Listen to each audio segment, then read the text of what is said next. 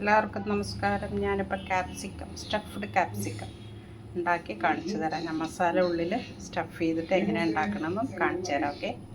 ഉള്ളി, വെളുത്തുള്ളി, ഇഞ്ചി അരയ്ക്കാൻ.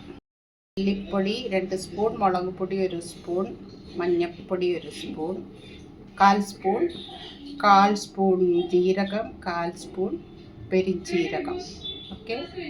ഇതൊക്കെ കൂടി കുരുമുളക് 1/4 സ്പൂൺ ഒക്കെ കൂടിയിട്ട് അരയ്ക്കാൻ പോകും. എല്ലാം കൂടി അരച്ച് കൊട്ടണം. കൊത്തമല്ലി ഇലയിട്ടിട്ട് അരച്ചെടുക്കാം. കുറച്ച് ഉപ്പ്, അതിന് വേണ്ട ഉപ്പ്, ആവശ്യത്തിനുള്ള ഉപ്പ്. നമ്മളിപ്പോൾ ഇതിൻ്റെ ഉള്ളിൽ സ്റ്റഫ് ചെയ്ത് വെച്ചിട്ടുണ്ട് എല്ലാം. ഇനി വറുത്തെടുക്കാം.